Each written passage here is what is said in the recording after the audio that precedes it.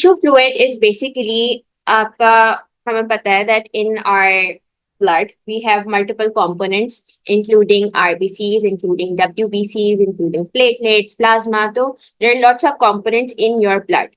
So today we are going to discuss tissue fluid, which is also a part of your blood. Okay, for now, just understand it is also a part of blood. We will do what exactly tissue fluid is. So blood is composed of cells, meaning it is composed of RBCs and white BCs, floating in a pale yellow liquid called plasma. Right? So we just discussed that blood has cells and blood also has plasma. So all those cells, all those RBCs and WBCs, they are floating in your plasma. And plasma is a pale yellow liquid color. Blood plasma is mostly water. So the main composition of plasma is water with a variety of substances dissolved in it. So those substances could be anything. It could be proteins, it could be ions, it could be mainly it's water, but it could be ions, it could be glucose. So all those substances which help in nutrition, which help in providing nutrition are there in your blood plasma. Then there are solutes which include nutrients, like we just mentioned. कि glucose है, it also has waste products such as urea that are being transported from one place to another in the body. Solutes also include protein molecules called plasma protein. So proteins floating in your plasma are known as plasma proteins that remain in the blood all the time. So अगर किसी ने अपनी report वगैरह कभी कराया हो CBC या LFTs, तो उसमें you can see a word serum, albumin, serum globulin. So all those are plasma proteins. ठीक है, अगर किसी का experience है report देखने का, blood reports. So plasma proteins, for example, could be serum albumin and serum globulin, and they remain in the blood all the time. As the blood flows through capillaries within the tissue, some of the plasma leaks out. So now you're talking about capillaries. As the blood will flow through the capillaries within the tissues, some of the plasma it's the substance which contains cells, which contains proteins, which contain glucose, water. So some of the plasma could leak from the capillaries through the gaps between the cells in the walls of the capillary. So the plasma could leak out from capillaries in the walls of capillaries, okay, and seeps into the spaces between the cells of the tissue. These spaces are filled with this leaked plasma, which is known as tissue fluid. So if I say that tissue fluid is the leaked plasma, then it's completely fine. And if you say so in your paper as well, then you'll be given marks. Because tissue fluid and plasma, they're similar in components, they're similar in composition, except for the fact that tissue fluid does not have proteins. Why is that so? Because protein is a large molecule and proteins cannot pass through the walls of capillaries because the capillaries, they are very thin and they're impermeable to proteins. Okay? So the only difference between plasma and tissue fluid is the tissue fluid is the lead plasma and it does not contain proteins. Okay? So plasma has proteins while tissue fluid does not have proteins. So this is the major difference that you need to remember. So anything which leaks from the capillaries into the spaces, so those are known as that particular substance is known as tissue fluid. Okay.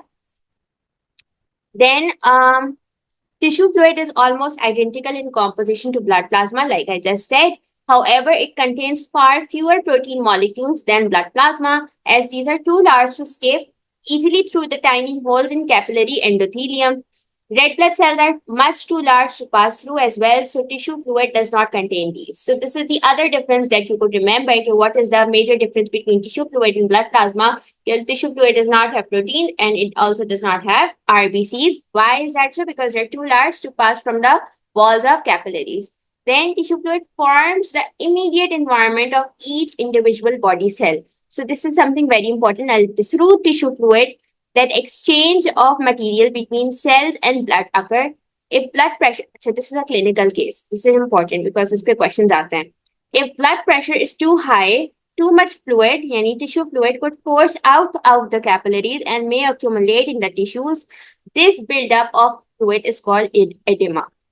Okay, one of the roles of arterioles यानी capillary, जो artery की capillary है, arterioles, it is it has a role to reduce the pressure of blood that enters the arterioles in order to avoid this. So if the blood pressure is too high, then there is a chance edema could develop, and edema is a condition where you could see some swelling in the patients who experience hypertension. Okay? So you could see swelling in their foot, and that swelling is the buildup of tissue fluid, and it's edema. It's not painful. So edema is the buildup of tissue fluid in the it's basically the accumulation of tissue fluid in your intracellular environment. Then acha. Now we are moving to the other important part, oxygen transport. So in this chapter, you need to do transport of oxygen, you need to do transport of carbon dioxide, then you have chloride shift. So बहुत सारी चीजें हैं. Be attentive while we discuss oxygen transport. ठीक है? We all know that body cells need a constant supply of oxygen in order to be able to carry out aerobic respiration, which is a continuous process in your body. Oxygen is transported around the body inside red blood cells in combination with the protein hemoglobin. And this is the equation which you need to remember. Okay. Hemoglobin combines with oxygen and it forms oxyhemoglobin. Okay. Each hemoglobin molecule is made up of 4 polypeptide chains. We discussed this in your biological molecules that hemoglobin has 2 alpha and 2 beta chains. Okay? So it has 4 polypeptide chains, meaning it has a quaternary structure. Then each containing one heme group, yani one polypeptide contains one heme group. So in total, hemoglobin has 4 heme groups because it has 4 polypeptide chains. Then each heme group can combine with one oxygen molecule, O2, and overall, then each hemoglobin molecule can combine with 4 oxygen molecules, meaning 8 oxygen atoms, because oxygen is a diatomic molecule. And this is why we are saying that each hemoglobin molecule can combine with 4 oxygen molecules. Why? Because each polypeptide has one heme group, and one heme could combine with one oxygen molecule. And since oxygen is diatomic in nature, it forms oxyhemoglobin. Okay, oxyhemoglobin has 8 oxygen atoms. So far, are we good? One polypeptide has one heme. Okay, heme is a component of hemoglobin. You do not need to remember कि ये क्या है, but just remember कि heme is a component of hemoglobin. One polypeptide can bind with one heme. Then one heme could combine with one oxygen. One oxygen is O2, ठीक है? One O2 के साथ it could combine. So 4 polypeptide chains of hemoglobin has 4 oxygen molecules but 8 oxygen atoms. Are we good? Have we understood this?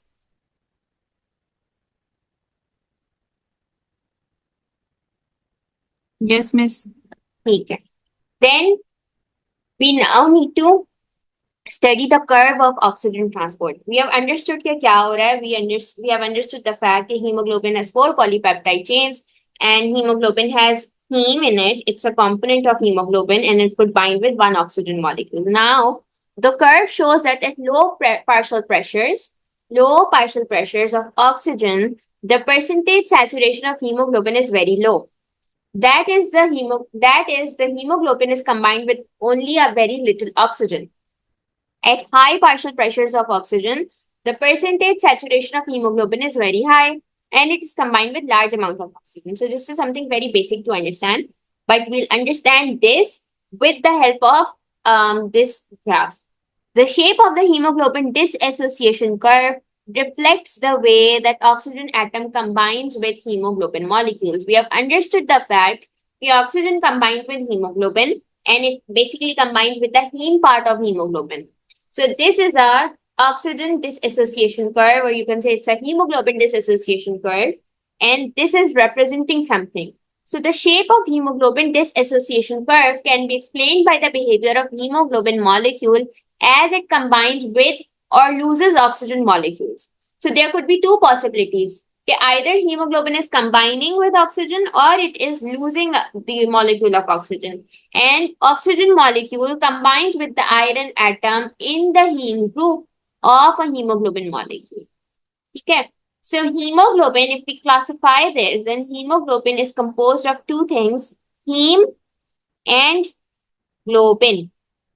Globin is a globin is a protein. So you do not need to worry about the protein. I'm just explaining you something. Heme and globin are the two components which make up your hemoglobin molecule. Your heme has iron attached in it. Okay? So the oxygen which is supposed to be combined with heme, it combines with iron. सही है Fe के साथ it combines. अब होता क्या है that each hemoglobin molecule has four heme groups. When an oxygen molecule combines with one heme group, the whole hemoglobin is slightly distorted. This is, we are talking about the first oxygen molecule, which is supposed to combine with the first heme group in the polypeptide chain. So the whole hemoglobin molecule is slightly distorted. That distortion of hemoglobin molecule makes it easier for the second oxygen molecule to combine with the second heme group. Because the hemoglobin molecule has been now distorted, it is now easier for the second molecule to come in and to combine with heme group. This in turn makes it easier for the third oxygen molecule to combine with the third heme group, and it is then still it is easier for the fourth and the final oxygen molecule to combine. सही है? So this association curve represents how hemoglobin molecule combines with oxygen, and this is usually our case. Okay? The partial pressure of oxygen is 14, and if you check your oxygen levels from the oximeter, Gergo instrument was very common in the COVID days. We used to check our oxygen. So that 98, which comes on the oximeter, it represents that partial pressure of oxygen is completely maintained inside their body.